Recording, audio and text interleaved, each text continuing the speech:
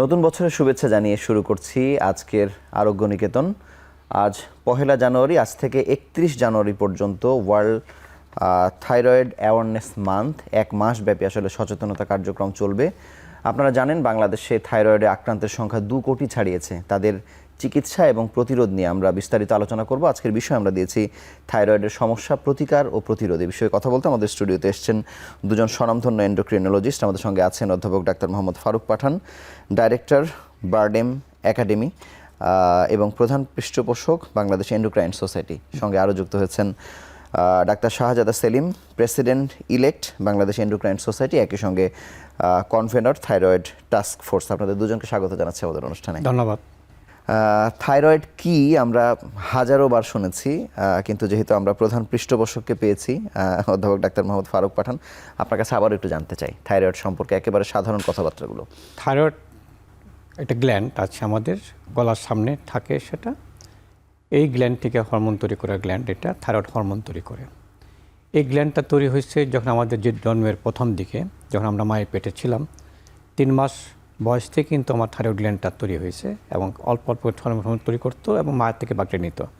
Full fledged thyroid hormone তৈরি করা শুরু করে 6 মাস মায়ের মাতৃগর্ভ থেকে শুরু হয়। তোমার সারাটা জীবনে এই হরমোন লাগবে। এটা গুরুত্ব কিন্তু অনেক।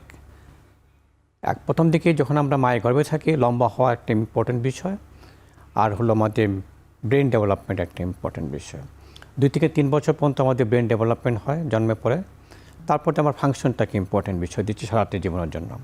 এছাড়া আরেকটা গুরুত্বপূর্ণ বিষয় হলো এই হরমোন আমাদের শরীরে এনার্জি তৈরি করে।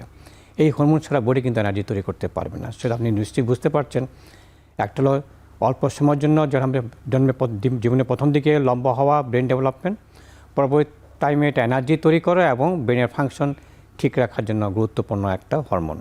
সো আমরা বর্তমানে থাইরয়েড গ্ল্যান্ড থেকে এই হরমোন পাচ্ছি এবং এই গ্ল্যান্ডে যদি কোনো প্রবলেম হয়, ডিজঅর্ডার হয়, তাহলে নিশ্চয়ই আপনি বুঝতে পারছেন আমাদের জীবনের প্রতিটি পদক্ষেপে ফিজিক্যাল গ্রোথ বলেন, মেন্টাল গ্রোথ বলেন, মেন্টাল ফাংশন বলেন, সব কিছুতে কিন্তু একটা বিরোধ প্রতিক্রিয়া সৃষ্টি হবে। স্যার, আপনাকে অসংখ্য ধন্যবাদ, সুন্দর করে বলেছেন। ডাক্তার শাহজাদা সেলিম, আমি একটু জানতে চাইবো যে আমরা আগে একটা শিশু জন্মের পর কেমন করে দুধ খাওয়াবে, কতদিন খাওয়াবে, এই আলোচনাটা যত বেশি ছিল, এই আলোচনাটার পাশাপাশি এখন নতুন করে মানে জন্মের পরেই থাইরয়েডের পরীক্ষা করাতে হবে, এই কথাটা ইদানিং বেশি শুনি। নিউরোলজিস্টরা একদম এসেই বলেন যে 1 সপ্তাহের মধ্যে করে ফেলেন। মানে এটার প্রয়োজনীয়তা এত কেন হঠাৎ করে আসলো? ধন্যবাদ আপনাকে এবং সকলকে ইংরেজি নববর্ষের শুভেচ্ছা জানাচ্ছি।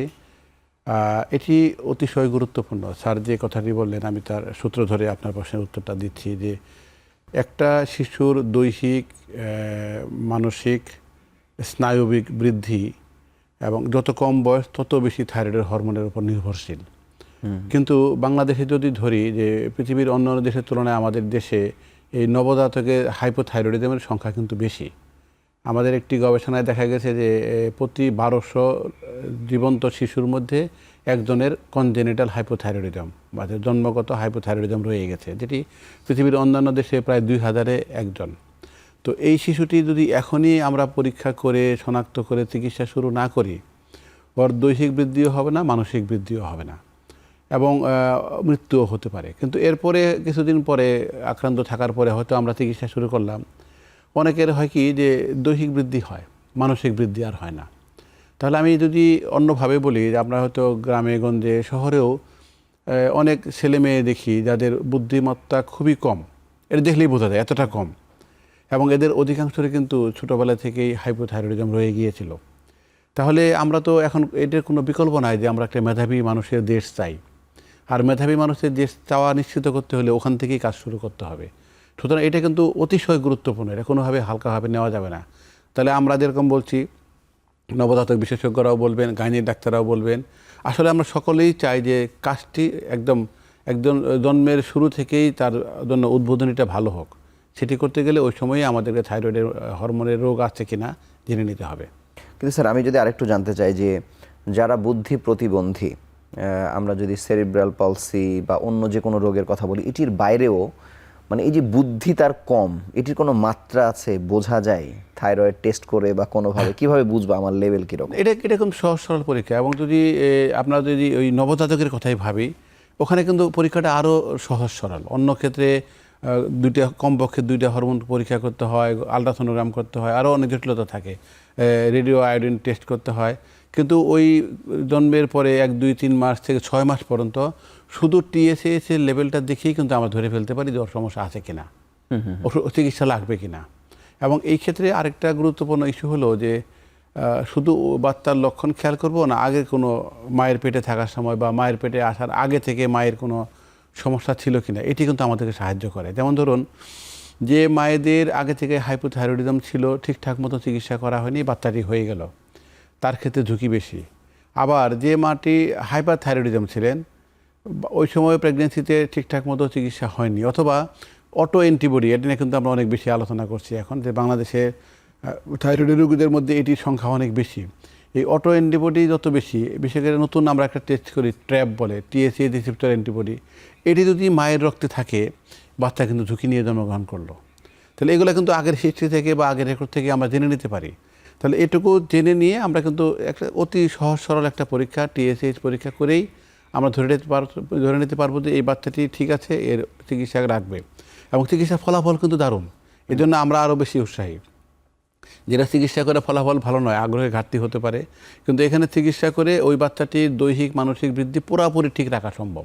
তাহলে এই জন্য রোগ ধরাও সহজ, চিকিৎসাও সহজ, ফলাফলও ভালো, সুতরাং কোনো ঘাটতি রাখা যাবে না। কিন্তু আমি তার আগে যদি জানতে চাই যে মা যদি থাইরয়েডে আক্রান্ত হয়ে থাকেন, তাহলে শিশুরা কি পরিমাণ সাফারিংসের মধ্যে পড়তে পারে? এটা হলো যে আমার যে দুটি স্ট্যাটিস্টিক দেখি, তাহলে দেখা গেছে যে মেল আর ফিমেল দুই রেশিও চিন্তা করি, প্রতি 10 জন মহিলা যদি হাইপোথাইরয়েড হয়, 1 জন পুরুষের হাইপোথাইরয়েড, তাহলে মহিলাদের কিন্তু এটা প্রবণতা সবচেয়ে বেশি। এবং অটো ইমিউন প্রসেসের মাধ্যমে গ্ল্যান্ডটা ধ্বংস হয়ে যায়, এই কারণে বিষটা হয়। যে মায়ের হাইপোথাইরয়েড আছে, আমরা ধরে নিই ফিমেল বাচ্চা হয়, তার ঝুঁকিটা বেশি আসবে। ও আচ্ছা। মেল ভিটামিনটা কম হবে। এই জন্য বলা হয় যে বুদ্ধিবৃত্তি জনবল তৈরি করতে চায় একটা দেশের জন্য, তাহলে ইউনিভার্সাল স্ক্রিনিং খুব ইম্পর্টেন্ট। অর্থাৎ প্রত্যেক শিশুর জন্মের পরেই উইদিন 7 ডেজ, যেটা আপনি বললেন, আমার স্ক্রিনিং অবশ্যই করতে হবে হাইপোথাইরয়েড আছে কিনা। যদি কিনা লেট দিয়ে হয়ে থাকে, তো আমি তো সে বুদ্ধিটা পাবো, যেটা ডক্টর সেলিম বললেন। অর্থাৎ লম্বা হবে কিছুটা, কিন্তু সেই বুদ্ধিটা আমি পাবো না। Once lost is lost forever. আমার ব্রেন ডেভেলপমেন্ট তো উইদিন 2 ইয়ার্স অফ লাইফ। তারপরে আমি ধরা পড়লে কিন্তু আমি আর ব্রেন ডেভেলপমেন্ট পাচ্ছি না। যদি আমি ট্রিটমেন্ট করি, লম্বা হবে, বাকিটা আসবে, কিন্তু এনার্জি তৈরি করতে পারবে সে, কিন্তু বুদ্ধি তো পাবো না। সো বুদ্ধিবৃত্তি জনবল তৈরি করতে গেলে আমাকে ইউনিভার্সাল স্ক্রিনিং প্রোগ্রাম অবশ্যই নিতে হবে। এবং সরকারকে এই পলিসিটাও অ্যাডপ্ট করতে হবে যে প্রতি বাচ্চা জন্মের পর থেকে উইদিন 7 ডেজ তোমার থাইরয়েড টেস্ট করতে হয়। শুধু একটা টেস্ট করলে কিন্তু আমরা ধরতে পারি, শুধু যেটা ডক্টর সেলিম বললেন এনাফ। যদি শুরু থেকে যদি ট্রিটমেন্ট করতে পারি, ডেফিনেটলি বাচ্চা দৈহিক গঠন ঠিক থাকবে, ব্রেন ডেভেলপমেন্ট ঠিক থাকবে, ব্রেন ফাংশন ঠিক থাকবে, এবং বুদ্ধিমত্তা একটা জাতি বা একটা নাগরিক সে তৈরি করতে পারবো। এই জন্য বলা হয় কতটুকু পার্সেন্টেজ কতটুকু সেটা আমরা একমত জানি না, যে হাইপোথাইরয়েড মাত্রা হলে কত পার্সেন্ট বাচ্চাদের আমার হাইপোথাইরয়েড হবে, এটা কোনো স্ট্যাটিস্টিক নেই। কিন্তু জানি যে বাংলাদেশের তুলনা করলে প্রতি 1200 ভিতরে 1 জন কনজেনিটাল হাইপোথাইরয়েডে ভুগছেন, মানে আসছে আমাদের পৃথিবীতে। কিন্তু স্যার, মানে এই যে নিউনোটোলজিস্টের সংখ্যা যত কম, বা হাসপাতালে ডেলিভারির সংখ্যা এখনও তো এটা 50% ওপরে কিছুটা আমরা পৌঁছেছি, তার মানে এর ফাঁক গলেই কিন্তু অনেকজন বের হয়ে আসছে, অবশ্যই বাচ্চা হচ্ছে। কিন্তু 7 দিনের মধ্যে যাদেরকে ধরা গেল না, তারা কতদিনে এসে ধরা পড়ছে, কোন সময় আপনাদের কাছে আসছে, এবং ওই সময় তার কত ক্ষতি হয়ে যাচ্ছে? এটা খুব সুন্দর একটা প্রশ্ন করছেন আপনি। মা কখন বুঝতে পারে তার বাচ্চার সমস্যা হচ্ছে? যখন দেখি বাচ্চাটা ডেভেলপমেন্ট ঠিকমতো হচ্ছে না, মাইলস্টোন যেটা বলি আমরা, দাঁত ওঠা, বসা, দাঁড়ানো, কথা বলা, যখন ঠিক মতো মাইলস্টোনটা ডিলে হচ্ছে, তখন মায়ের ভিতরে একটা চিন্তা আছে, অন্য বাচ্চাটা 8 মাসে বয়সে দাঁত উঠছে, একটা বাচ্চা 1 বছর বয়সে বা 1.5 বছর বয়সে কথা বলছে, তার বাচ্চাটা কথা বলছে না, দাঁড়াতে পারছে না। তখন মায়ের চিন্তা আসছে যে নিশ্চয় কোনো বাচ্চাটা প্রবলেম আসবে। তখন শিশুকে ডাক্তার কাছে যান, তখন চিন্তা করেন শিশু ডাক্তাররা বা আমরা এন্ডোক্রাইনোলজিস্ট চিন্তা করি নিশ্চয়ই তার থাইরয়েড হরমোনে কোনো ঘাটতি থাকতে পারে। অর্থাৎ লেট হয়ে যায় তখন অলরেডি। যেমন ডেভেলপমেন্ট কিছুটা হবে, 1.5 বছর বয়সে আসলে ডেভেলপমেন্ট কিছুটা হবে, কিন্তু সেভাবে যেটা এক্সপেক্ট করি সেটা আসবে না। এবং পরবর্তী টাইমে অনেক সময় লেট হয়, এটা মা বুঝতে পারে না, মাইলস্টোনটা ঠিক মতো ডিলে হচ্ছে। তখন অনেক সময় দেখা যাচ্ছে বাচ্চা লম্বা হচ্ছে না, মাদের একটা কনসার্ন থাকে। অন্য 10টা বাচ্চা স্কুলে যাচ্ছে, ক্লাস 2তে পড়ে, অন্য বাচ্চা লম্বা, আমার বাচ্চাটা শর্ট, তখন মায়ের চিন্তা ভাবনা আসে যে আমার বাচ্চাটা কেন শর্ট হলো, তখন ডাক্তার কাছে জালে হয়তো থাইরয়েড একটা টেস্টে আমরা ইজিলি করি, থাইরয়েড টেস্ট আগে করি আমরা, কারণ এটা ইজিলি করা যায় এবং ট্রিটমেন্টটা খুবই সস্তা ট্রিটমেন্ট, এমন না খুব ওষুধটা খুবই মানে থাইরয়েডটা ওষুধটা খুবই দামি ওষুধ একটা, কিন্তু রেগুলার তাকে দিতে হবে, দিলে নিশ্চয়ই আবার ডেভেলপমেন্টটা তার ঠিক মতো আসবে। সো এটা খুবই মানে ইজিলি অ্যাভেলেবল একটা, শুধু স্ক্রিনিংটাই সব থেকে বড় বড় চ্যালেঞ্জ challenge এটা। কিন্তু স্যার এই যে স্যার যেমন বললো যে চিকিৎসাটা খুবই সহজ, এটা কতটা সহজ, মানে কতদিন ওষুধ চালিয়ে যেতে হয়? অতি সহজ, ওটা অন্য হিসাব, কতদিন সেটা পরে বলি। কিন্তু এখন যেমন চিকিৎসার সাথে কিন্তু ব্যয় একটা অঙ্গাঙ্গিভাবে জড়িত, এবং আমাদের দেশের জন্য এটি খুব খারাপ সঙ্গ। কারণ যেখানে সরকার কিছু কিছু দেশ আছে সরকার বহন করে, মধ্যপ্রাচ্যের দেশগুলো দু একটা দেশ আছে, অন্যান্য দেশগুলোতে স্বাস্থ্য বিমা এটা কভার করে, কিন্তু আমাদের দেশে কিন্তু কোনোটাই নেই। টোটালটা প্রায় টোটালটাই রুগীর পকেট থেকে যায়। তাহলে এখানে টাকার হিসাবটা কিন্তু বড় হিসাব, কিন্তু সেই হিসাবে কিন্তু এটা অতি সস্তা একটা ট্যাবলেট। এবং সবচেয়ে মজার বিষয় হলো বাইরে থেকে যখন আমরা একটা হরমোন দেই আর ভিতর থেকে যে হরমোন তৈরি হয় দুটা কিছুটা তফাৎ থাকে, ইনসুলিনও থাকে, অন্যগুলো থাকে। এই হরমোনটা কিন্তু ভিতরটার মতোই কাজ করে, খুবই সস্তা একটা ট্যাবলেট এবং ভিতরে হরমোনের মতোই কাজ করে। এখন যে প্রশ্নটা রুগীরা প্রায় সবসময় করে, আপনিও করলেন যে আজকে তো আমার থাইরয়েডের সমস্যা ধরা পড়লো, কতদিন আমি ওষুধ খাবো? হাইপোথাইরয়েডে প্রায় সবাই প্রায় আজীবন ওষুধ খাবেন। প্রতিদিন আমরা বাংলাদেশে যেভাবে খাদ্য ব্যবস্থাপনা, তাতে আমরা বলে দিই যে প্রতিদিন আপনি 1টা 1.5টা 2টা দিয়ে করে ট্যাবলেটই লাগবে। যে শিশু আজকে ধরা পড়লো হোল লাইফ তাকে চালাইতে হবে, আজীবন খেতে, তাই? আজীবনই খেতে হবে। কারণ এটা রিপ্লেসমেন্ট, এটা তো ওষুধ না। আচ্ছা, কারণ এই কনসেপ্টটা কিন্তু আমাদের একটু যদি পরিষ্কার করেন স্যার। এই কনসেপ্টটা কিন্তু আমাদের ভিতরে নেই, রোগীর ভিতরে নেই, ডাক্তারের ভিতরে নেই। মানে রোগ ভালো হয়ে যাবে ওষুধ খেলে, ব্যাপারটা এরকম? পানি তো ওষুধ না, ওষুধ তো ওষুধ না, আমার শরীরে উপাদান। আচ্ছা, পানি আমি আর শরীরে তৈরি করতে পারি না বলে পানি সারা জীবন আমাকে খেতে হচ্ছে, পূরণ করতে হচ্ছে। এই হরমোনটা আমার শরীরে একটা উপাদান এবং একটা অত্যাবশ্যক উপাদান। ডেভেলপমেন্ট বলেন, ফাংশনের কথা বলেন, এনার্জি তৈরি করে রাখা বলেন, যদি আমার বডি তৈরি না হয়, এটা কখন তৈরি আর হবে না, তাহলে আমাকে সারা জীবন রিপ্লেস করতে হবে। এটা পানির মতো একটা উপাদান হিসেবে চিন্তা করতে হবে, it is not a medicine. So আমাকে হোল লাইফ বেশিরভাগ ক্ষেত্রে আমাকে এটা পূরণ করে যেতে হবে। কিন্তু স্যার এই যে হোল লাইফে, মানে আমার এমনি কিউরিওসিটি থেকে জানতে চাচ্ছি যে মানে 1 মাস যদি এই থাইরয়েড হরমোন কেউ নেই, মানে এটার খরচ কেমন পড়ে? যদি একটা ট্যাবলেট লাগে তাহলে 150 টাকা বা 130 টাকা এরকম প্রতিদিন খেতে হয়? হ্যাঁ, এক মাসের খরচ। 1 মাসের খরচ বলছি, 1 মাসের। 1 মাসে 150 টাকা লাগে? হ্যাঁ হ্যাঁ, অতি সস্তা। মানে বললাম বাংলাদেশের তাহলে তো এটা নিয়ে যেহেতু এটা ইম্পর্টেন্ট একটা আমার ট্রিটমেন্ট হিসেবে আসছে, আমি মনে করি সরকারকে দিয়ে আমরা বলি বা সোশ্যাল যেগুলো বলি, এটাকে এসেনশিয়াল ড্রাগ হিসেবে কিন্তু আপনি ইচ্ছা করলে এটাকে সরকার দিতে পারে, নিতে পারে এটাকে। আর ব্যয় কিন্তু খুবই কম। কারণ এটা দিয়ে তো আপনি আপনার পুরা বুদ্ধিমত্তাতে একটা বিপ্লব করে ফেলা সম্ভব। আমি একটু বলি যে জনগুরুত্বপূর্ণ বিষয়গুলো বলে, আমরা কিন্তু সবসময় আলোচনা করি যে নাগরিক অধিকার 6টা, সারা পৃথিবী তাই বলছে, কিন্তু আসলে সারা পৃথিবী বলছে না, বাংলাদেশ বলছে। অন্য দেশে কিন্তু 7টা বলে। 7 নম্বরটা হলো জন্মের পর থাইরয়েডের অবস্থা জানা, এবং সকলের নাগরিকত্বের যে সনদ থাকে, ওর যে সফটওয়্যার থাকে, সেন্ট্রাল সফটওয়্যারে কিন্তু ওর থাইরয়েড স্ট্যাটাস লেখা থাকে। এটা প্রায় প্রতিটি দেশ যারা উন্নতি করেছে তারা এটা নিশ্চিত করেছে। তাহলে কতটা গুরুত্বপূর্ণ, ন্যাশনাল পলিসির একদম কোরে ঢুকে আছে কিন্তু এটা। তাহলে আমরা যেটা বললাম যে 150 টাকা লাগুক, 100 টাকা লাগুক, সরকার কিন্তু এত সামান্য টাকা চাইলে কিন্তু সরবরাহ করতে পারে। উপজেলা যে জেলা বা হাসপাতালগুলোতে যে ওষুধ দিচ্ছে সেখানে কিন্তু দিতে পারে, এখনও নেই। আর যেটা বলেন যে ওখানে এসেনশিয়াল ড্রাগ লিস্টে না ঢুকলে কিন্তু এটা সাপ্লাই হবে না। তাহলে আর মানুষের কাছে 150 টাকাটা ইস্যু না, ইস্যুটা হচ্ছে সে তো জানেই না হ্যাঁ, কোথায় খেতে হবে, কার কাছে যেতে হবে, ক্ষতিগ্রস্ত হওয়ার পরে সে এখানে আরেকটা সমস্যা হয় কি, যেমন মনে করুন বড়দের কথা, বাচ্চারা তো মা যেরকম করছে তাই করছে। একজন 30-40 বছরের মহিলারা বেশি রোগী, তো ওই জন্য মহিলার কথা বলছি। উনি আজকে আসলেন, রোগ ধরা পড়লো, ওষুধ দিলাম, উনি 1-2 মাস 3 মাস খেলেন, তারপরে আবার 6 মাস পরে আসছে, গত 3 মাস ওষুধ খায়নি। কেন খান নাই? না, ভালোই ছিলাম, ভুলে গেছি। এখন কেন? এখন আবার আগের সমস্যা হচ্ছে।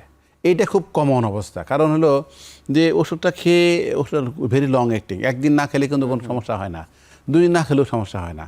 তো উনি 1 দিন 2 দিন 3 দিন হয়তো ভুলেই থাকলেন, কোনো লক্ষণ দেখা দেয়নি। জ্বর আসছে, প্যারাসিটামল না খেলে জ্বর বেড়ে যাচ্ছে, উনি কিন্তু বাধ্য হয়ে খাচ্ছেন, এরকম নয়। আবার আজীবন খেতে হচ্ছে, উনি ভুলে যাচ্ছেন। তো তারপরে যেটা হচ্ছে যে আমরা বললাম যে আবার নতুন করে শুরু করতে হচ্ছে। তো এটা কিন্তু সচেতনতা হওয়াটা আমাদের, যেমন আমরা যেটা স্যার যেমন বলছিলেন যে এটা যে ওষুধ না, হ্যাঁ, এটা যে একটা জীবনের খাদ্যের মতোই জিনিস একটা, এবং এটা কাউন্সিলিংটা খুব ইম্পর্টেন্ট। আমি স্যার আসবো, ছোট্ট একটা বিরতি নিয়ে ফিরছি কিছুক্ষণের মধ্যেই।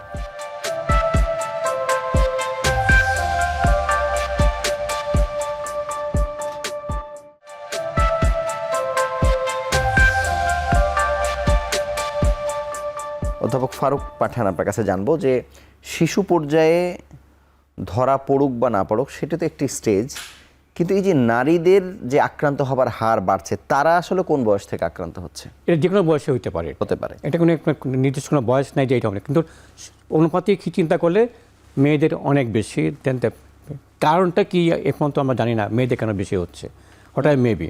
কিন্তু যেটা হলো যে শিশু বয়সে একরকম আমার প্রবলেম নিয়ে আসছে, অ্যাডাল্টহুডে যখন আমি যখন যৌবনপ্রাপ্ত হব তখন একটা বিষয় আসছে, যৌবনপ্রাপ্ত ঠিকমতো হবে না, পিরিয়ডটা ঠিকমতো আসছে না, মেয়েদের কথা চিন্তা করলে যৌবনপ্রাপ্তের যে স্টেজগুলো সেগুলো ঠিকমতো আসছে না, তখন চিন্তা করতে হবে আমার থাইরয়েড প্রবলেম আসছে। অর্থাৎ স্কুল যাচ্ছে, পারফরমেন্স তার কমে গেছে। এমন না যে শিশু বয়সে হয়েছে, অন্য যে কোনো বয়সে এটা শুরু হতে পারে, তখন দেখতে স্কুলের পারফরমেন্স তার কম, অন্য বাচ্চা লম্বা সে লম্বাট হচ্ছে না। অ্যাডাল্টহুডে একরকম, যেটা আমার অ্যাডোলেসেন্স পিরিয়ডে একরকম চিন্তা ভাবনা, শর্টস নিয়ে আসতে পারে, মেন্টাল পারফরমেন্স তার কমে যাচ্ছে, একটা আসতে পারে। এগুলো কিন্তু আবার ম্যাচটা ঠিকমতো হচ্ছে না, পিভটে ডেভেলপ করছে না ঠিকমতো, ছেলেবেলাও একই কথা আসবে, তখন চিন্তা করতে হবে একরকম। যখন অ্যাডাল্টহুডে আসবে তখন দেখা গেছে যে লম্বা ঠিক ছিল ঠিকই, তার প্রবলেম শুরু হয়েছে, তার বুদ্ধিমত্তা কমে যাচ্ছে, তার পারফরমেন্স, তার কাজের পারফরমেন্স তার কমে যাচ্ছে, তখন চিন্তা করতে হবে যে আমি এই প্রবলেমটা আসছে, অথবা ওয়েট বাড়ছে, অথবা তার লিপিড প্রোফাইল হাই হচ্ছে, কার্ডিয়াক প্রবলেম নিয়ে আসছে, হাইপার টেনশন নিয়ে আসছে। এইগুলি প্রত্যেকটা কিন্তু জড়িত আমার হাইপোথাইরয়েড থাকলে, তখন আমাকে চিন্তা করতে হবে যে হাইপোথাইরয়েড টেস্ট করা হতো। অর্থাৎ এনি স্টেজে যদি মনে করেন, শুধু আমার ইউনিটাল পিরিয়ডে না, জন্মের পরে না, এনি আমার হেলথ চেক আপ দিয়ে করতে হয়, একটা টেস্ট অবশ্যই থাকতে হবে। যেমন ডায়াবেটিস আমরা টেস্ট করে চিন্তা করছি, প্রত্যেক মানুষকে হেলথ চেক আপে আমরা ডায়াবেটিস চেক আপ করতে হবে, ব্র্যান্ডিংটা খুব ভালো হয়েছে। ঠিক তেমনি থাইরয়েডটা আমার হেলথ চেক আপে নিয়ে আসতে হবে, আমাকে এগুলো চেক আপ নিয়ে আসতে হবে যে আমার থাইরয়েড প্রবলেম হইলেও কিনা নতুন করিয়া। তাহলে এটা যদি আমি ইম্পোজ করি তাহলে ইম্পর্টেন্ট বিষয়। আর ট্রিটমেন্ট যেটা বললাম, যেটা কাউন্সিলিং খুব ইম্পর্টেন্ট, যেটা যে সারা জীবন তাকে রিপ্লেস করতে হবে, ওষুধ না, রিপ্লেস করতে হবে, এই জিনিসটা তাকে বুঝিয়ে দেওয়া। এটা শুধু আমার এন্ডোক্রাইনোলজিস্ট হিসেবে না, অল ফিজিশিয়ান যে রোগী যাক না কেন থাইরয়েড প্রবলেম না আসছে, ওষুধ খাচ্ছে, তাকে ইনফিউজ করা যে আপনি কি এটা ঠিকমতো খাচ্ছেন কিনা। এটা প্রত্যেক ফিজিশিয়ানকে বলে দিতে হবে যে হোল লাইফটা আপনি চাইতে হবে। দেখা যায় যেটা ডক্টর ছেলেন যেটা বললেন যে 3-4 মাস খাওয়ার পরে বন্ধ করে দিচ্ছে, এটা তো হলে তো তার যেটা ইম্পর্টেন্ট সেটা হবে না। এমনকি ইনফার্টিলিটি নিয়েও আসতে পারে, বাচ্চা হচ্ছে না, এটা কিন্তু একটা কজ কিন্তু হাইপোথাইরয়েড। এটা গাইনোকোলজিস্টের কাজ হবে এটা, যে স্ক্রিনিং প্রোগ্রাম করতে হয়, বাচ্চা হচ্ছে না, ওদের কাছে যাচ্ছেন, থাইরয়েড টেস্ট অবশ্যই করতে হবে। ধন্যবাদ ডাক্তার শাহজাদা সেলিম। এই যে 10 জনে 9 জন নারী আক্রান্ত হচ্ছে, খুবই স্বাভাবিকভাবে অবধারিতভাবে তারা গাইনোকোলজিস্টের কাছেই আসলে যাবেন। তারা এটিকে কতটা ডিল করতে পারেন? কারণ এই দিবসে তাদেরও অনেক আমরা ফাংশন দেখি বা সচেতনতামূলক কাজ দেখি, বা তারা কোন সময় পাঠায় দেন, বা তারও আগে তাদের পাঠানো উচিত কিনা, মানে এই জায়গায় আপনার পরামর্শ। এটি খুব গুরুত্বপূর্ণ একটি পরিপ্রেক্ষিত বাংলাদেশে, দুইটা কারণে। একটা হলো যে মহিলারা বেশি আক্রান্ত হয়, আরেকটা হলো প্রজনন ক্ষমতা পুরোটার পিছনে কিন্তু থাইরয়েড। স্যার কিন্তু শুরুতেই বলেছেন যে যা কিছুই আমাদের কর্মকাণ্ড হচ্ছে পিছনে কিন্তু থাইরয়েড হরমোনের হাত রয়ে গেছে। বাচ্চা হচ্ছে তারও পিছনে হাত আছে, হচ্ছে না তারও পিছনে হাত আছে। এখানে আমি একটা ভালো খবর দিই আপনাকে, Bangladesh endocrine society thyroid task force, আমরা শুধু ওই প্রেগনেন্সিতে এবং গর্ভধারণের ঠিক পরবর্তী সময়ের জন্য থাইরয়েডের ম্যানেজমেন্ট একটা গাইডলাইন পাবলিশ করেছিলাম। ওইটা কিন্তু যেহেতু 2021-এ পাবলিশ করেছি, 2026-এ জানুয়ারিতে নতুন এডিশন চলে আসছে। এটা হলো ওই তাদেরকেই টার্গেট করে যারা এই রোগীগুলোকে দেখছেন, তাদেরকে একটা আপডেটেড গাইডলাইন হাতে তুলে দেওয়ার জন্য আমরা কাজটি করছি। একই সাথে যে কাজটি আমরা করছি, আমি কিন্তু পিছন দিক থেকে বলছি, মানে সিনারিওটা পরে বলি, আমরা কিন্তু এই থাইরয়েড নিয়ে যত কর্মকাণ্ড হয় সবসময় চেষ্টা করি গাইনির ডাক্তারদেরকে, জুনিয়রদেরকে, মিড লেভেলদেরকে এবং সিনিয়রদেরকেও যুক্ত করতে। কারণ এখনও শুধু 10 জনে 9 জন মহিলা থাইরয়েড আক্রান্ত তা নয়, বাংলাদেশে কিন্তু মহিলাদের যে কোনো রোগ হলে প্রথমে মহিলা ডাক্তারদেরকে যাওয়ার প্রবণতাও বেশি।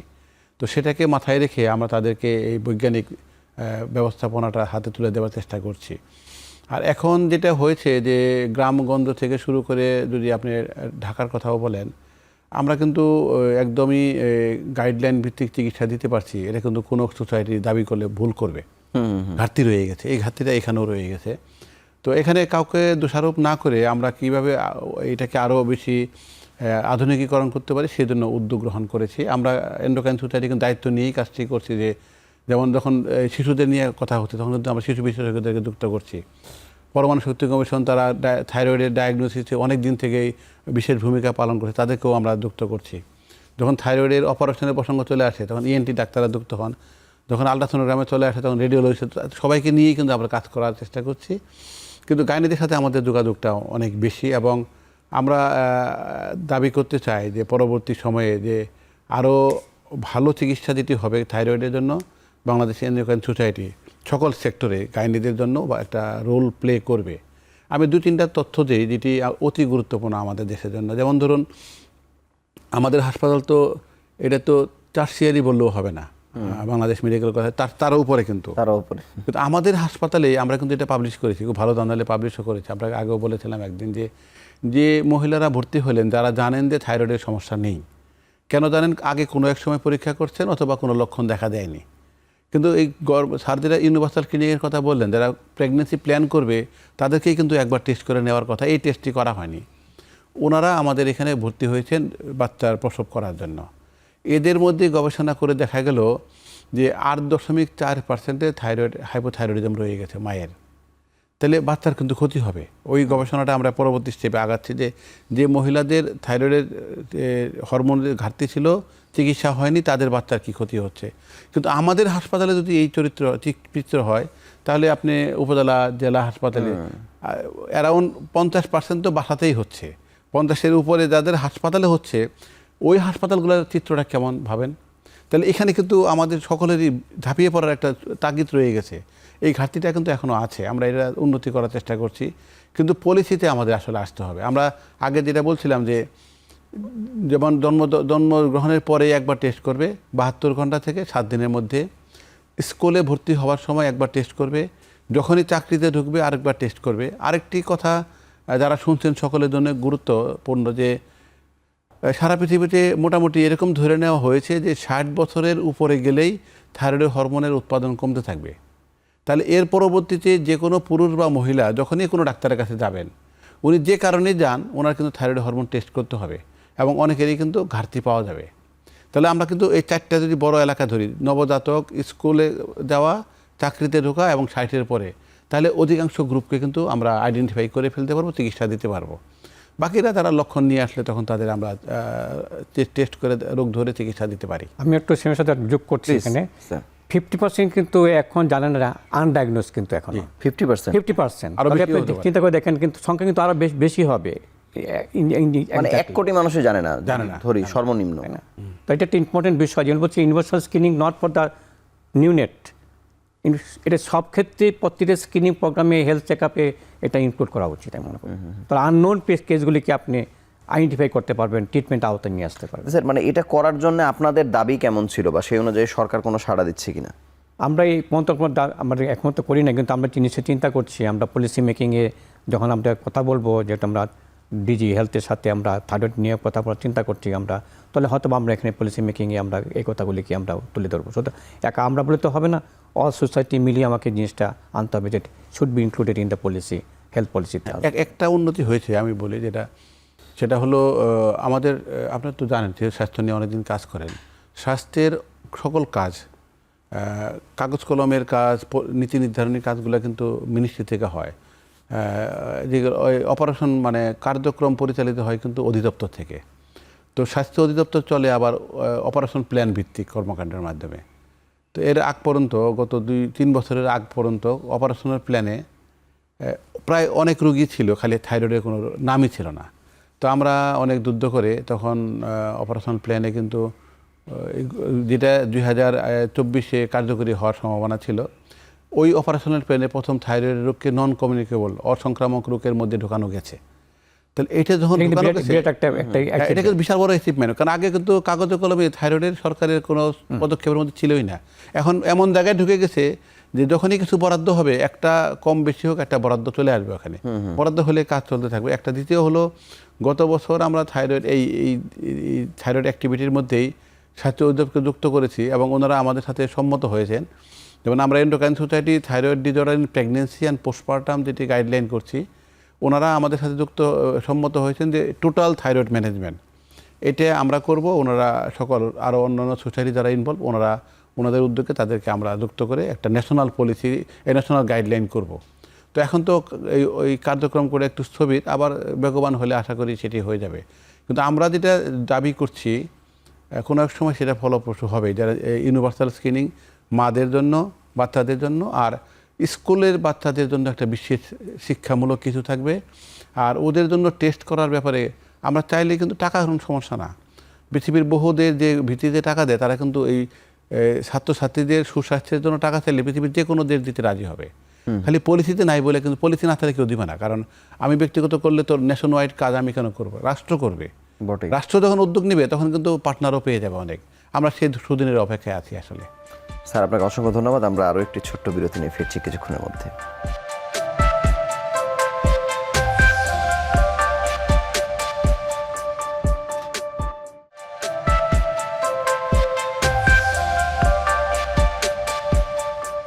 অধ্যাপক ফারুক পাঠান, আপনার কাছে জানবো যে মানে এই ক্যান্সারটা নাক কান গলার চিকিৎসকরা ডিল করছেন আর আপনারা করছেন, আর কি কারো করা লাগে কিনা?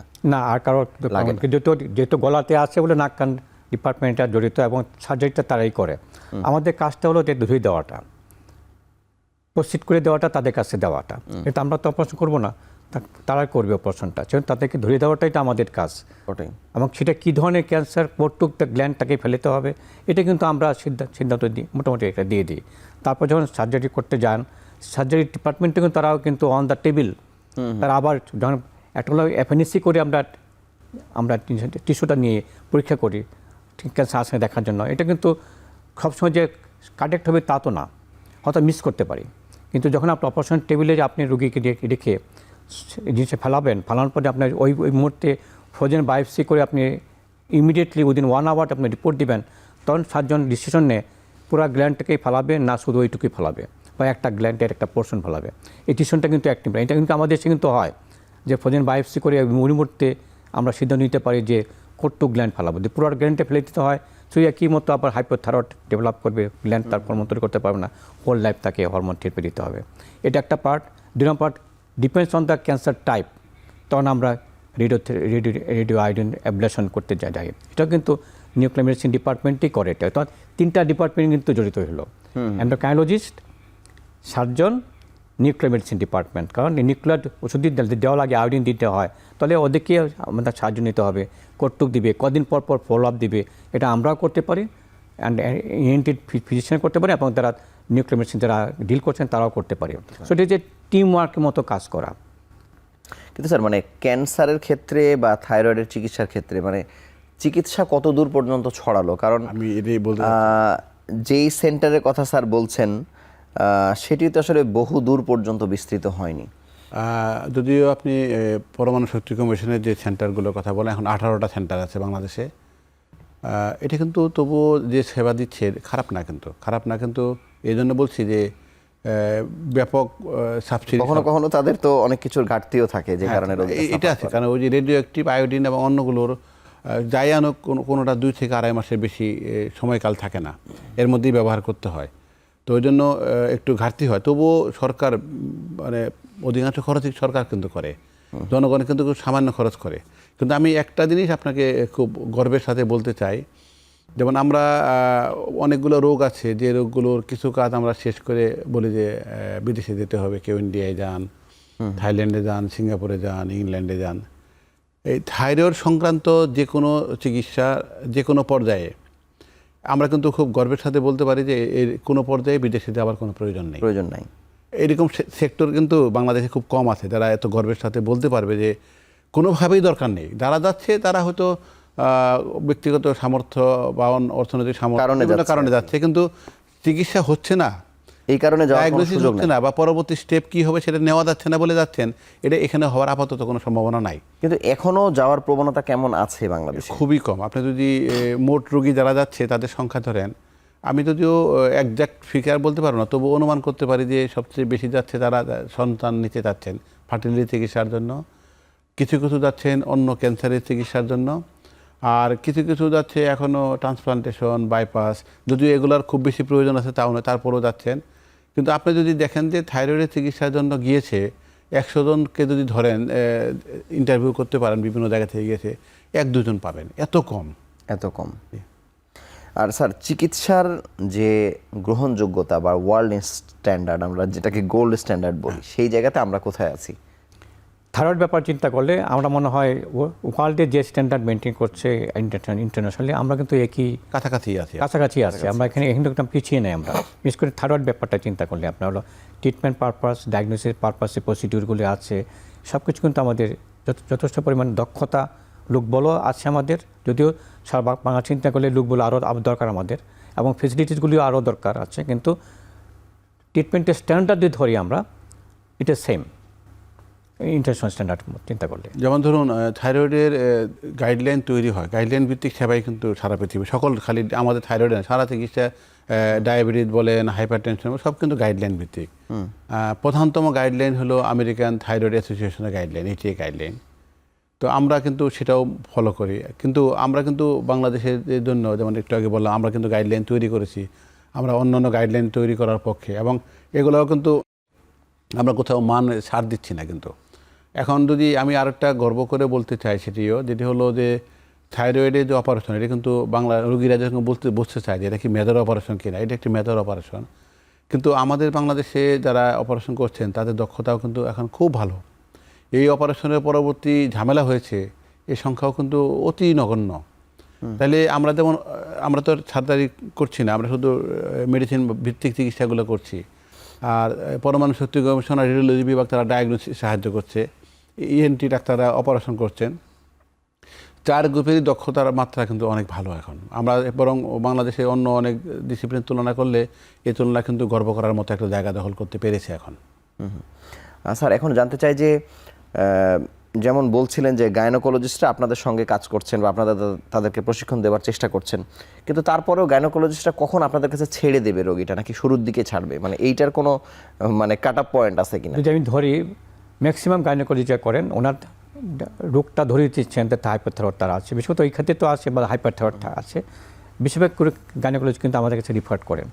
কিছু কিছু গাইনোকোলজি আছে রিফার না করতে, হাইপারথাইরয়েড ব্যাপার তারা শিওর যে দে ক্যান গিভ ট্রিটমেন্ট, তারা ট্রিটমেন্ট দিচ্ছে, কিন্তু একসময় তারা ডিউরিং প্রেগনেন্সি পিরিয়ডে আমাদের কাছেই পাঠাচ্ছেন। অর্থাৎ গাইনোকোলজির সাথে আমাদের সম্পর্কটা খুব ভালো, একটা রিলেশনশিপটা খুবই ভালো আছে। এতে তারা কখন ধরে রাখেন না যে হাইপারথাইরয়েড আমি ট্রিটমেন্ট দিচ্ছি, হ্যাঁ তার ট্রিটমেন্ট শুরু করে দিয়ে আমাদের কাছে আবার রিফার করে দিচ্ছেন, এবং ফলো আপটা যখন করতে যান ওরা গাইনিক প্রবলেম নিয়ে বা প্রেগনেন্সি নিয়ে, তারপরে আমার পার্টটা আমি দেখতেছি, থাইরয়েড পার্টটা ওনাকে কনসাল্ট করে আপনি ট্রিটমেন্টটা ঠিক করেন। স্যার, ফার্টিলিটির সমস্যা থাইরয়েড মানে সংক্রান্ত কারণে এটা কতটা বেশি জটিল হয়? আমরা যদি ধরে নিই যে বাংলাদেশের পিকচার যদি ধরি যে যতজনের বাচ্চা নিতে ব্যর্থ হচ্ছেন, তো যদি মহিলাদের প্রসঙ্গ ধরি তাহলে পলিসিস্টিক ওভারি সিনড্রোম 1 নম্বরে, 2 নম্বরে কিন্তু থাইরয়েডের সমস্যা। এখানে আপনি যে প্রশ্নটা আগে করলেন যে গাইনির সাথে আমাদের এই রোগীর রেফারেলের এইটা কেমন, যারা এই ইনফার্টিলিটি বা এই আর্টিফিশিয়াল টেকনিকে যাচ্ছেন, ওনারা কিন্তু নিজেরাই পরীক্ষা করেন, এবং এই রুগীগুলোকে ওনারা কিন্তু অতি দ্রুত আমাদের কাছে পাঠিয়ে দেন। নর্মাল প্রেগনেন্সি প্ল্যানে যারা আছে তাদের ক্ষেত্রে হয়তো একটু দেরি হয়, কিন্তু এখানে যেহেতু ইনভেস্টমেন্ট অনেক বেশি, সময় নষ্ট করার সময় নেই, ওনারা মাথায় আছে, রুগীর মাথায় আছে, আমাদের মাথায় আছে, অতি দ্রুত পাঠিয়ে দেয় এবং বলে দেয় যে এই থাইরয়েডটা উনি সমাধান করে দিলে আমরা পরবর্তী স্টেপে যাব। রুগী এসে কিন্তু সাথে সাথে বলে দেয় ম্যাডাম পাঠিয়েছে, এটা আমাকে এত দিনের মধ্যে সমাধান করতে হবে, আমরা অমুক মাসে গিয়ে এই কাজটা করব। মানে একটা প্যাকেজের সিস্টেমে চলে আসে। আমরা তখন থাইরয়েডের একটু সমস্যা কি যে অতি দ্রুত ফলাফল তো পাওয়া যাচ্ছে না, ভেরি লং অ্যাক্টিং। হাইপোথাইরয়েডিজম হলে 1.5 মাসের আগে টেস্ট করাটার কোনো সুযোগ নেই। তাহলে আমরা রুগীদেরকে বলি যে আপনি সব ঠিক আছে, একটু ধৈর্য ধরেন, আমরা গুছিয়ে নিব, কিন্তু একটু সময় লাগবে। ও আবার সময় নষ্ট করছিও না, কিন্তু এমন না যে কালকে পরশুই সব ঠিক হয়ে যাবে। আরেকটা ইস্যু আছে যে যাদেরকে টেস্ট টিউব বেবি, বাংলাকরণ যদি বলি, মানে মেডিকেল টার্ম কিন্তু একটু পার্থক্য হবে।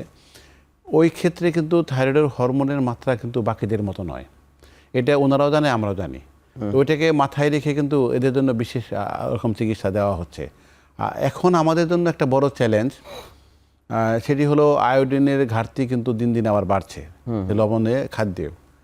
আর আরেকটা হলো যে অটো ইমিউনিটি, অ্যান্টিবডি প্রেজেন্স বাড়ছে। এই অটো ইমিউনিটি কিন্তু প্রেগনেন্সির সাথে খুব সংযুক্ত। যাদের বাচ্চা পেটে এসে মাঝামাঝি সময়ে বা কোনো এক সময়ে নষ্ট হয়ে যাচ্ছে, অ্যাবর্শন হয়ে যাচ্ছে, এদের একটা বড় অংশ কিন্তু অ্যান্টিবডি থাকার কারণে। আবার টেস্ট টিউব বেবি যাদের নিচ্ছে তাদের ব্যর্থ হওয়ার পিছনেও কিন্তু অ্যান্টিবডি উপস্থিতি আছে। তো এইসব কারণে আমাদের কিন্তু ওইদিকে আলাদাভাবে ট্রিটমেন্ট করতে হচ্ছে, কিন্তু সেক্ষেত্রে কিন্তু সফলতার হার ভালো। এবং আমরা এই জন্য রোগীদেরকে এবং গাইনিক ডাক্তারদেরকে বোঝাতে চাচ্ছি, অনেক ক্ষেত্রে সফলও হচ্ছে, যে আমরা পরিস্থিতি যদি ঠিকঠাক করে ফেলি ফলাফল অনেক ভালো, আর যদি পরিস্থিতি ঠিক না করে কাজ শুরু করে দেই ফলাফল ভালো নয়। তাহলে এত ব্যয়বহুল চিকিৎসা একটু আনরেডি অবস্থায় কেন করবো আমি? কেন করব? এই জন্য ইন্টারন্যাশনালি বলেন, আমার লোকাল বলেন, আমরা কিন্তু ন্যাশনাল গাইডলাইন বলেন, প্রেগনেন্সি থাইরয়েড আলাদা একটা গাইডলাইন।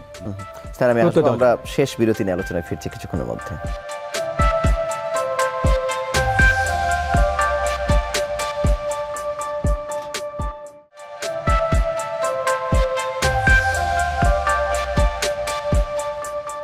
অধ্যাপক ফারুক পাঠান, আপনার কাছে জানবো যে এই যে আয়োডিনের ঘাটতি, মানে এই আয়োডিন নিয়ে তো কত কিছুই বাংলাদেশে আসলে হয়েছে, মানে এখন আবার উল্টো কেন কমছে?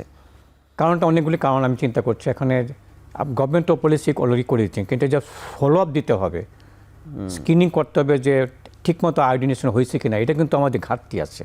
তো এখানে গভর্নমেন্ট জোর দেন, তাহলে আয়োডিন সল্ট যে পার্টটা আছে হয়তো পরিমাণ কম আছে, এটাকে আমি এনশিওর করতে হবে যে পরিমাণ যেটা দেওয়া দরকার পার পার্টিকুলারলি সেটা কিন্তু মতো আছে কিনা, এটা একটা বিরাট পার্ট। সেকেন্ড পার্ট হলো আমরা এখন তো কেমিক্যাল যুগে আছি, তাই না কথাটা? কেমিক্যাল যুগ মানে আমাদের এনভায়রনমেন্ট থেকে শুরু করে খাবার থেকে শুরু করে এভরিথিং কেমিক্যালাইজেশন। এই কেমিক্যালের সাথে আয়োডিনের কোনো ইন্টারেকশন আছে কি না সেটা কিন্তু আমরা জানি না। এটা তো আমরা রোধ করতে পারবো না। পলিউশন তো আপনার কমাইতে পারবো, অ্যাডাল্টারেশন অফ দ্য ফুড এগুলো আমরা কমাইতে পারবো। তাহলে আমাদের যে পার্টটা আছে শুধু আয়োডিন না, সেলেনিয়াম একটা পার্ট আছে যেটা আমার থাইরয়েড হরমোনকে ফাংশনটাকে ঠিক রাখে, থাইরয়েডকে হেলদি রাখে। এই জায়গায় কিন্তু আমাদের অনেক ঘাটতি আছে নিউট্রিশন পয়েন্ট ভিউ থেকে। সো আয়োডিনাইজ শুধুটা না, এখানে কিন্তু আমাকে চিন্তা করতে হবে যে অন্যান্য যে খাবার ট্রেস এলিমেন্ট যেটা আমার থাইরয়েড ফাংশনকে ইমপ্রুভ করে, সেই যে নিউট্রিশনের ভূমিকা আছে, সে কিন্তু আমাদের আরও অ্যাওয়ারনেস তৈরি করতে হবে। পলিউশন যত কমানো, এখন এত রোগী বাড়ছে কেন? এটা কি শুধু আয়োডিনের জন্য বাড়ছে তা তো না, নিশ্চয়ই এখানে কেমিক্যাল সাবস্টেন্স আর কিছু আছে যেখানে আমাদের এখন পর্যন্ত আমি এক্সপ্লোর করতে পারি নাই। সেই কেমিক্যাল সাবস্টেন্স আমার থাইরয়েড ফাংশনকে হ্যাম্পার করছে কিনা সেটা কিন্তু আমরা জানা নেই। সেদিকে কিন্তু আমাদের সবাইকে নজর দিতে হবে। কেমিক্যালাইজেশন বা পলিউশন বা অ্যাডাল্টারেশন দ্য ফুড, এখানে কিন্তু আমাদের আর ভূমিকা কিন্তু রয়ে গেছে কেন? স্যার আপনাকে অসংখ্য ধন্যবাদ। আমরা স্যারের কাছে একটু জানতে চাইবো যে বাংলাদেশ এন্ডোক্রাইন সোসাইটি মানে কোন কোন আসপেক্টে এখন কাজ করছে, প্রতিরোধ ছাড়াও, মানে অন্যদের সঙ্গে বসা, পলিসি লেভেলে কাজ করা, সেই কাজগুলো এখন কি কি? জি, খুব ভালো প্রসঙ্গ। আসলে সোসাইটিগুলো আমাদের মানে মেডিকেল প্রফেশনাল সোসাইটিগুলো তাদেরকে লিডিংয়ে থাকতে হবে। তা এন্ডোক্রাইন সোসাইটি আপনি এতদিন খুব পরিষ্কারভাবে জানেন যে আমরা অনেকগুলো কাজ করছি। আমরা অনেক বেশি করছি তা কিন্তু বলা যাবে না, অনেক কাজ করছি সেটা বলতে পারি। এখন যেমন থাইরয়েডের প্রসঙ্গে যদি বলি, আমরা থাইরয়েডের প্রেগনেন্সি সবচেয়ে গুরুত্বপূর্ণ ইস্যু, থাইরয়েডের guideline for pregnancy and postpartum management আমরা কিন্তু দ্বিতীয় এডিশন বের করতে চাচ্ছি, জানুয়ারি মাসে পাবলিশ হয়ে যাবে। আমরা এই জানুয়ারি মাসে থাইরয়েডের অ্যাওয়ারনেস মান্থকে টার্গেট করে সারা দেশ থেকে 60 জন ডাক্তারকে, যারা আসলে এখন প্র্যাকটিসিং ডাক্তার, রুগী দেখছেন, তাদেরকে সারাদিনের প্রশিক্ষণ দিচ্ছি, ওয়ার্কশপ হবে। আমরা তথ্যটা আপনাদেরকে আজকে দিতে পারি। 16ই জানুয়ারি সারাদিনব্যাপী কাজটি হচ্ছে। আমরা 25শে মে থাইরয়েড অ্যাওয়ারনেস থাইরয়েড ডে উপলক্ষে সারা দেশে কর্মকাণ্ড করি। আমাদের endocrine register Bangladesh endocrine society যারা সারা দেশে ছড়িয়ে ছিটিয়ে আছেন, সবাই কিন্তু কাজটি করে। যে ওই যে প্রতিষ্ঠানে আছে, মনে করেন রাজশাহী মেডিকেলে একজন আছে, চিরাং মেডিকেলে একজন আছে, সে ওই বিভাগে তার নেতৃত্বে এন্ডোক্রাইন সোসাইটির পক্ষ থেকে সকল সম্পৃক্ত ডাক্তারদেরকে এবং বিশেষ করে যারা জুনিয়র ডাক্তার কেবল পাস করলেন, ইন্টার্ন ডাক্তার, তাদেরকে এই মেসেজগুলো দেওয়ার চেষ্টা করছি আমরা। শুধু এটুকুই নয়, কিন্তু থাইরয়েড নিয়ে গবেষণাতেও আমরা সারা বছরই কাজগুলো করছি। যেমন এখন থাইরয়েডের ম্যানেজমেন্টের প্যাটার্ন কেমন হওয়া উচিত, আমরা কিন্তু ওই গবেষণাটি খুব ভালো জানালে পাবলিশ করে ফেলেছি ইতিমধ্যে, যে বাংলাদেশের পিকচার। আয়োডিনের নিয়ে যেটি মেসেজ আমরা আজকে দিতে চাই, দুইটা কভার একসাথে বলি। সেটা হলো যে সরকার 1993 সন থেকে 2007 পর্যন্ত ইউনিসেফের অর্থায়নে ইউনিভার্সাল সল্ট আয়োডিনেশন প্রোগ্রাম চালাতেন। তখন কিন্তু ওই আয়োডিনের লেভেল লবণে পিকে পৌঁছে গিয়েছিল, প্রায় 98% মানুষ আয়োডাইজ সল্ট খেতেন তখন। এটি কমতে কমতে কমতে কমতে যখন 2007 বন্ধ হয়ে গেল, তারপর 2012 পর্যন্ত কিছুটা ছিল, শেষ দিকে এসে এখন কিন্তু ওই IPHN-এর হিসাব মতে ঢাকাতে প্রায় 62% লবণে আয়োডিন পর্যাপ্ত আছে এবং ঢাকার বাইরে যত যাচ্ছে এটি আরও কমছে। তাহলে মনিটরিং অভাবটা হ্যাঁ নাই কিন্তু সরকার কিন্তু সব কিছু করে দিয়েছে, খালি মনিটরিং নাই বলে কিন্তু এটা কমে যাচ্ছে। এখন কিন্তু আয়োডিন সরকারের মিশানো দরকার নাই, সিস্টেম করে দেওয়া আছে, খালি ওইটাকে বলবৎ রাখতে হবে। ফুড ফর্টিফিকেশনের ক্ষেত্রে যেমন হয় যে A, B বা কোনো কিছু অ্যাড করছে তেলের মাধ্যমে, এটা খালি খেয়াল রাখলেই কিন্তু আবারও ওই 100-এর কাছাকাছি নিয়ে আসা যাবে। তো আমরা কিন্তু এই মেসেজগুলো সরকারের সাথেও নেগোসিয়েশন মানে তথ্যগুলো চালাচ্ছি যে আমরা যাতে আলটিমেটলি কাজ করতে পারি। যদি থাইরয়েডের বাইরে যায়, ডায়াবেটিস নিয়ে কিন্তু হিউজ কর্মকাণ্ড আমরা করছি, বাংলাদেশ ডায়াবেটিস সমিতিও করছে। এখানে ন্যাশনাল গাইডলাইন বড় একটা কাজ হয়েছে যেটি, এবং ন্যাশনাল গাইডলাইন অনুসারে সরকার কিন্তু হাসপাতালগুলোতে ফ্রি ওষুধও দিচ্ছে। এটি কিন্তু অন্য কোনো গাইডলাইন পেরেছে কিনা আমরা আর হাইপারটেনশন গাইডলাইন আমরা পেরেছি। একই সাথে ডায়াবেটিস প্রিভেনশনের জন্য আমরা সরকারকে উদ্বুদ্ধ করার চেষ্টা করছি। ক্লাস 8-এর বইয়ে একটা লাইন এখন পর্যন্ত ঢুকেছে আর কি। তো এই কাজগুলো কিন্তু খুব নিবিড়ভাবে আমরা করে যাচ্ছি। করোনার সময় ডায়াবেটিস ম্যানেজমেন্টের আমরা কিন্তু গাইডলাইন পাবলিশ করেছিলাম তখন। এটাকে সারা পৃথিবীর সকল দেশের মানুষের জন্য একটা ভয়াবহ অবস্থা ছিল, সে সময় আমরা দায়িত্ব নিয়েই কাজটি করেছি। এবং সারা বছর আমরা অন্য ডিসিপ্লিনের ডাক্তারদের যারা আমাদের রোগী দেখেন, যেমন ডায়াবেটিস রোগী দেখেন, প্রশিক্ষণ দিচ্ছি, ওয়ার্কশপ করছি, ওয়েবিনার করছি। আর গবেষণার ক্ষেত্রে যদি ধরেন, আমি খুব অতিশয় গর্বের সাথে বলি যে স্যার কিন্তু নিজের উপার্জিত টাকা থেকে এন্ডোক্রাইন সোসাইটির জুনিয়র ডাক্তারদের গবেষণার জন্য স্যারের নামেই আমরা প্রতি বছর টাকা দিচ্ছি, গবেষণা গ্র্যান্ট দিচ্ছি। এটি কিন্তু বাংলাদেশের মানুষের মনে মাথায় কিন্তু নাই এরকম। তো স্যার শুধু নিজে সেবা দিচ্ছেন তা নয়, বাকি গবেষকদের তৈরি হওয়ার জন্য স্যারের নিজের কষ্টার্জিত টাকা থেকে এন্ডোক্রাইন সোসাইটিকে একটা ফান্ড দিয়েছেন, আমরা ওখান থেকে এই টাকাগুলো দিচ্ছি, প্রতি বছরই দিচ্ছি। এবার থেকে চালু হয়েছে। আমরা কৃতজ্ঞতা জানিয়ে আজকের মতো বিদায় নিচ্ছি। আপনারা ভালো থাকুন, সুস্থ থাকুন। ধন্যবাদ। নতুন বছরের প্রথম দিন বাংলাদেশে যদি 2 কোটির বেশি মানুষ থাইরয়েডে আক্রান্ত হয়ে থাকে, আপনিও আক্রান্তের একজন হতে পারেন। নতুন বছরে অনেক কিছু হয়তো পরিকল্পনা করছেন, থাইরয়েড পরীক্ষা করে দেখুন আপনি কি অবস্থায় আছেন এবং আশেপাশে ছড়িয়ে দিন। থাইরয়েড যত দ্রুত শনাক্ত হবে তত সুস্থ জীবনে আপনারা শারীরিক এবং মানসিক সবভাবে আপনারা থাকতে পারবেন। আপনারা ভালো থাকুন, সুস্থ থাকুন।